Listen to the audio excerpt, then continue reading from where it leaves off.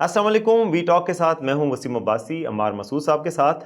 آج آپ کو جیسے کہ پتہ ہے کہ کیئر ٹیکر پرائم منسٹر صاحب کی کیبنٹ کا اناؤنسمنٹ ہوئی ہے، اس میں زیادہ تر ٹیکنوکریٹس پر مشتمل کابینہ ہے۔ اس کابینہ کے حوالے سے ہم عمار مسعود صاحب کی رائے جانیں گے کہ آپ کا ماہرانہ یعنی تبصرہ کیا ہے اس کے حوالے سے۔ اچھا، ایک تو یہ بات حیرت انگیز تھی کہ اس کے لیے 3 دن لیے گئے۔ اس کا مطلب ہے کہ 3 دن یہ ملک ایسے ہی چل رہا تھا، ورنہ تو ظاہر ہے کہ وزیر اعظم کابینہ ہوتی ہے تو پھر ملک گورنیبل ہوتا ہے، لیکن 3 دن یہ لیے۔ پھر اس کے درمیان شاید ہمارے میڈیا کو یہ عادت بھی ہو گئی یہ ہے کہ ایزمپشن بیسڈ بریکنگ نیوز دینے کی، اور یہ میں نے اور آپ نے بھی ڈسکس کیا کون سا چینل تھا جس نے ایزمپشن کی بیس پہ کوئی بریکنگ نیوز نہیں تھی، اور اس میں ذرا بھی انہیں یہ لحاظ پاس نہیں رہا کہ آدھے گھنٹے پہلے انہوں نے کہا فلاں صاحب متوقع یہ وزیر ہوں گے، آدھے گھنٹے کے بعد اس کے انورس خبر بھی پیش کی گئی۔ تو یہ کافی تماشا لگا رہا، لیکن الٹیمیٹلی چلیں 3 دن بعد دیر آید درست آید کابینہ کے ناموں کا اعلان ہوا۔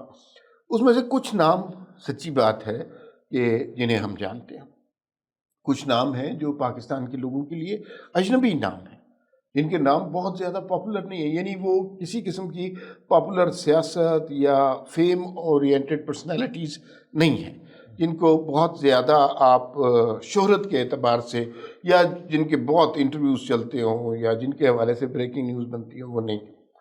دوسرا یہ ہے کہ اس میں سیاست دان شاید ایک سرفراز بگٹی کے علاوہ یا عمر سیف کا تھوڑا سا تعلق ہے، کوئی ایسے خاص سیاست دان نہیں ہے۔ تو مجموعی طور پر یہ ٹیکنوکریٹس کی ایک کابینہ ہے۔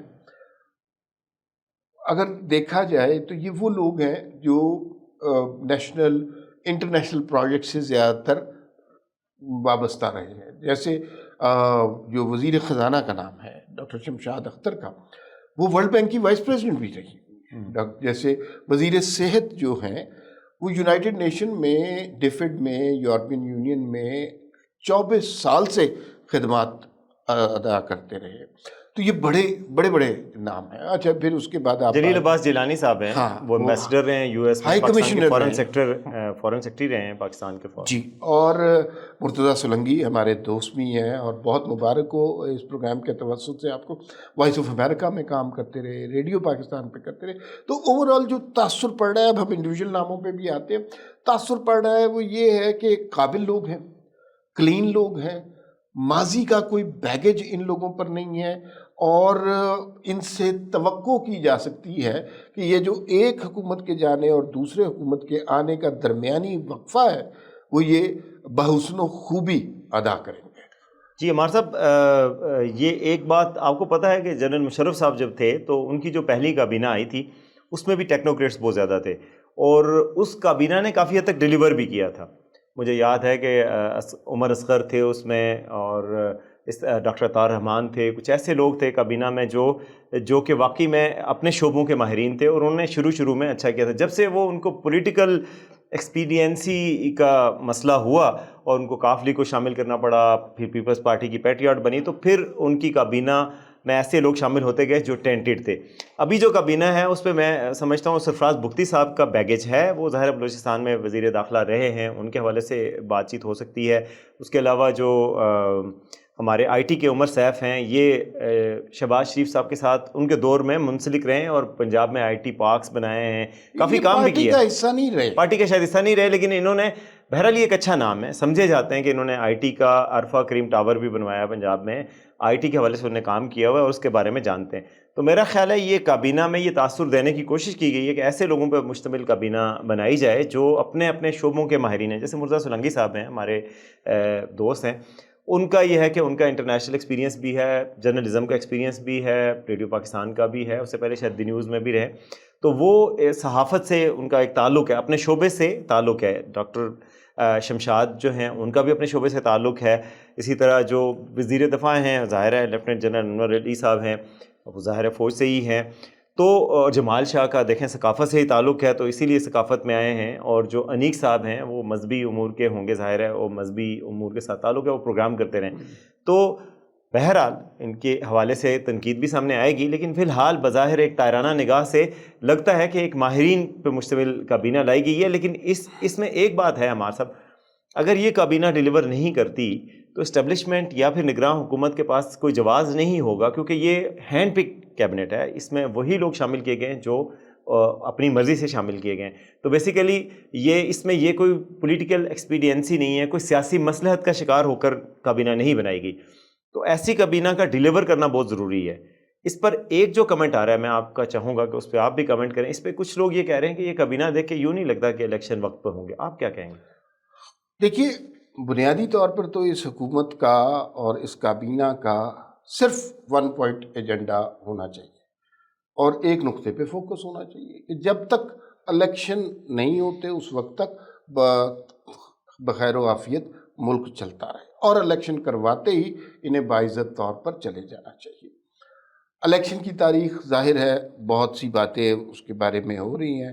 کوئی کہہ رہا ہے 90 دن میں لازمی ہو جائیں گے، کوئی کہہ رہا ہے جی کہ شاید فیبرری میں ہو جائیں گے، کوئی کہہ رہا ہے 2 سال کے بعد ہو جائیں گے. ظاہر ہے افواہیں اندازے چلتے رہتے ہیں، لیکن اگر یہ اپنے معینہ مدت سے تجاوز کرتے ہیں، میں تو وہ معینہ مدت 90 دن سمجھتا ہوں، اس سے تجاوز کرتے ہیں تو پھر یہ میرے خیال میں اپنے مینڈیٹ کے مخالف بات کریں گے، اور پھر ایک پبلک ریزسٹنس آتی ہے.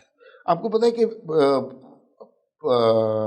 ڈیموکریسی لوگوں کی ضرورت ہوتی ہے، مطلب ان کو سمجھایا نہیں جاتا کہ یہ آپ کی ضرورت ہے، ان کے اندر ایک احساس، ایک شعور بلٹ ان ہوتا ہے.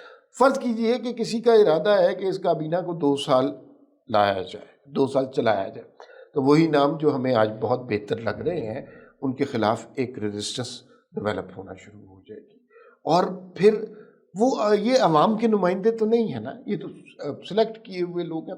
تو یہ سلیکٹ کیے ہوئے لوگ جب فیصلے کریں گے تو ان کے ذہن میں نہ اپنا حلقہ ہوگا، نہ اپنی کانسٹیچوئنسی ہوگی، نہ MNA کی سیٹ ہوگی، نہ اپنے علاقے کے مسائل ہوں گے. یہ تو ٹیکنوکریٹ ہیں، فائلوں پہ کام کرنے والے اچھے صاف ستھرے بہترین آفیسرس ہیں، لیکن اس کی پولیٹیکل لیجٹمیسی زیادہ دیر تک نہیں آپ کر سکتے.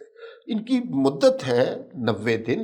90 دن سے اگر بہت زیادہ ہو تو 4 مہینے 5 مہینے، اس سے زیادہ اگر کریں گے تو انہی اچھے لوگوں کے خلاف ایک مخالفت کا، مزاحمت کا سینٹیمنٹ ڈیولپ ہوگا.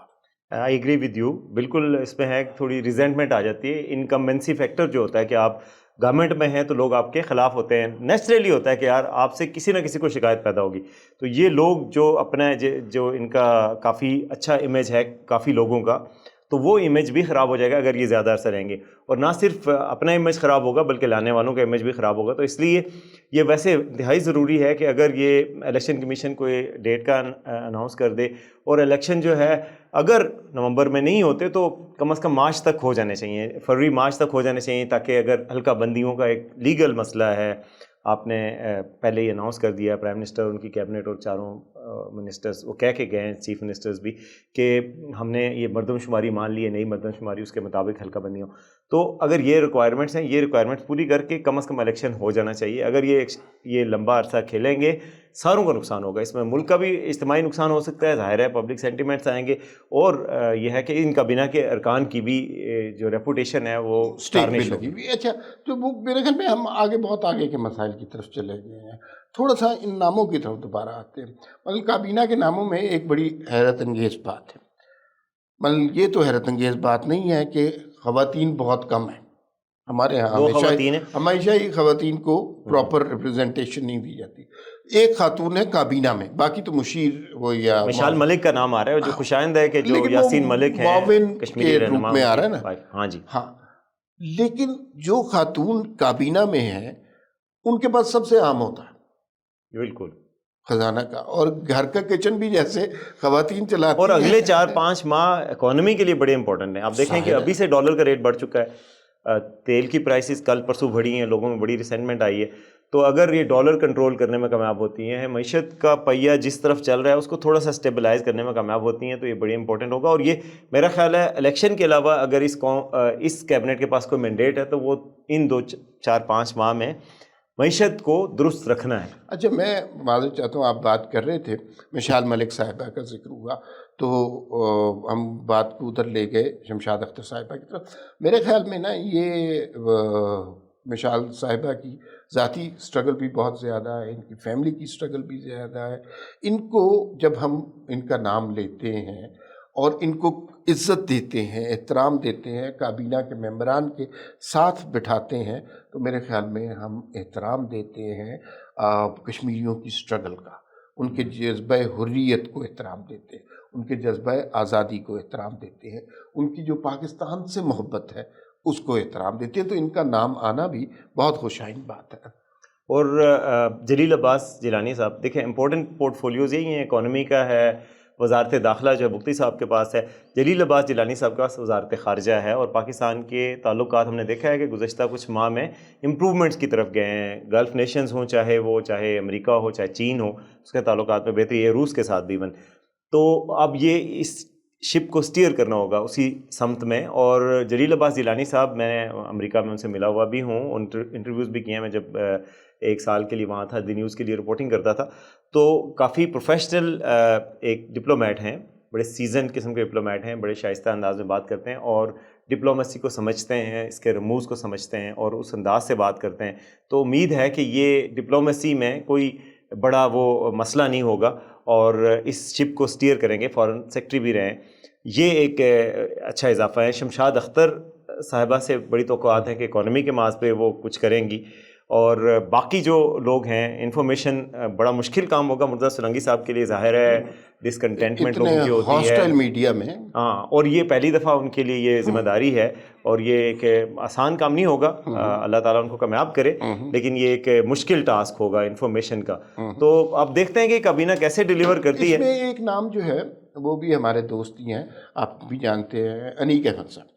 اچھا، وہ مذہبی اسکالر ہیں، ہمارے ساتھ دنیا ٹی وی میں ہوتے تھے، وہاں پہ پروگرام بھی کرتے رہے ہیں، بڑے نفیس آتے. اچھا، مذہب کے حوالے سے ہم جو ہے نا، آگے جو حالات آنے والے ہیں وہ بڑے خوفناک ہیں. ابھی جڑھملا والا جو واقعہ ہوا ہے، ساری دنیا میں ہم کیا مشہور ہو گئے، بہت افسوسناک اور اس قدر افسوسناک واقعہ ہوا ہے. اس میں انیک احمد صاحب میرے خیال میں بہت اچھا ڈیلیور کر سکتے ہیں. کسی ایک سیکٹ کی نمائندگی نہیں کرتے، پڑھے لکھے عالم آدمی ہیں، صاف ستھرے سے آدمی ہیں، کوئی کرپشن کا داغ نہیں ہے، کوئی سیاسی وابستگیاں ان کی نہیں ہیں، اور بھولتے ہیں تو ان کی زبان میں شہد ہے، بہت اچھا گفتگو کرتے ہیں. تو مجھے ان کی ٹاسک بھی بڑی مشکل ہے کہ اس حالات میں، اس طرح کے ہاسٹائل انوائرمنٹ میں، بہرحال انہوں نے مذہب کے حوالے سے محبت کا، امن کا پیغام دینا ہے، اختلاف کو، نفاق کو ختم کرنا ہے اور لوگوں کو اکٹھا کرنا ہے. تو وہ ان کا ٹاسک بھی بہت مشکل ہے، لیکن مجھے ان سے بہت زیادہ توقعات ہیں. اچھا، اس کابینہ میں آپ دیکھیے کہ سیاسی جماعتوں کی کیا نمائندگی ہے.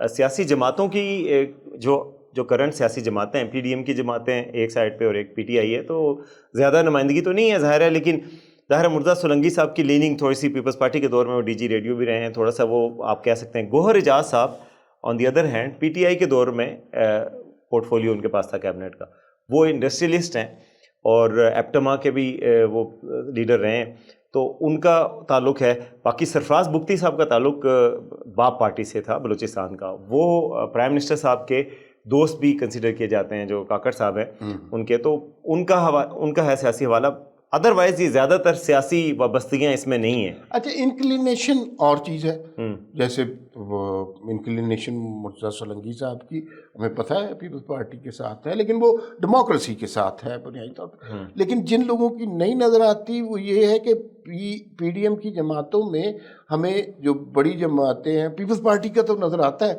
نون لیگ کی ریپرزنٹیشن سوائے بیرسٹر سیف کے نہیں نظر آتی ہے نا. نون لیگ کی نہیں، نون لیگ کی نظر، نون لیگ کی اس میں کوئی خاص بیرسٹر سیف کے علاوہ لیننگ نظر نہیں آئی. اور وہ بھی بیرسٹر سیف جو ہیں ان کے نمائندے نہیں تھے. اچھا، نون لیگ کے پاس بھی ٹیکنوکریٹ ہے، مطلب. اور جلیل عباس جیلانی صاحب کا بھی پیپلز پارٹی سے انڈائریکٹلی تعلق ہے. آپ کو پتہ ہے کہ ان کا نام بھی کیئر ٹیکر پرائم منسٹر کے لیے زرداری صاحب کی طرف سے آیا تھا، اور وہ تعلق بھی رکھتے ہیں ان کا فارمر پرائم منسٹر جو پیپلز پارٹی کے تھے یوسف رضا گیلانی، ان کی فیملی سے بھی تعلق ہے ان کا. تو بیسیکلی تھوڑا سا پیپلز پارٹی کا اس میں جھلک سی آتی ہے، ٹلٹ اس طرف ہے، لیکن زیادہ نہیں ہے، لیکن ٹلٹ ہے. جیسے مفتاح اسماعیل کا نام اس میں ہو سکتا تھا کہ وہ خزانہ میں یا کامرس میں یا کسی اور ایریے میں مفتاح کوئی اتنے زیادہ پولیٹیکل ہیں ہی نہیں، آپ کو پتہ ہے، وہ ہمارے دوست بھی ہیں. He could have delivered. لیکن شاید کوشش کی گئی ہے کہ بہت زیادہ کنٹروورشل لوگوں کو نہ رکھا جائے، جو مطلب جن کا کسی حوالے سے بھی کوئی تنازع ہے. کنٹروورشل نہیں، لیکن پھر بھی پیپلز پی ٹی آئی اس نام پہ اعتراض کر سکتی تھی کہ یہ ایک پارٹی کے ساتھ کلیئرلی ایفیلیٹ رہے ہیں، ان کے وزیر خزانہ رہے ہیں، تو شاید اس لیے ایسی کسی جماعت کے کسی اس کو نہیں رکھا گیا جو مین اسٹریم پولیٹیکل پارٹیز کے ساتھ تعلق رکھتے ہیں. بالکل کنٹروورسی تو نہیں ختم ہو سکتی. ظاہر ظاہر ہے ان کے حوالے سے کوکومو کے پیکٹ میں سے کتنے نکلنے یہ آ جاتا ہوتا ہے. تو لیکن خیر وہ ایک ہمیں نظر آیا ایک ٹلٹ قسم کا کہ اس طرف کے لوگ زیادہ ہیں. جی بالکل. تو ناظرین، آپ نے سنا کہ وفاقی کابینہ میں کون کون سے نئے نام شامل ہوئے ہیں، کون سے پرانے نام ہیں، ان کی پولیٹیکل سٹینڈنگ کیا ہے، ان کی ایکسپرٹیز کیا ہے. تو ہم امید کرتے ہیں کہ یہ کابینہ ڈیلیور کرنے میں جو اس کا پرائمری ٹاسک ہے کہ الیکشن اپنے وقت پہ کروائیں، اور جب تک ملک کی جو کشتی ہے اس کو پار لگاتے جائیں اور اس کے راستے میں رکاوٹ نہ آنے دیں، تو یہ ان کا ٹاسک ہے. امید کرتے ہیں کہ وہ اس میں کامیاب ہوں گے. اب دیکھتے ہیں کہ وہ کیا کارکردگی دکھاتے ہیں. اب تک کے لیے وی ٹاک سے اتنا ہی. دیکھتے رہیے VNews.pk.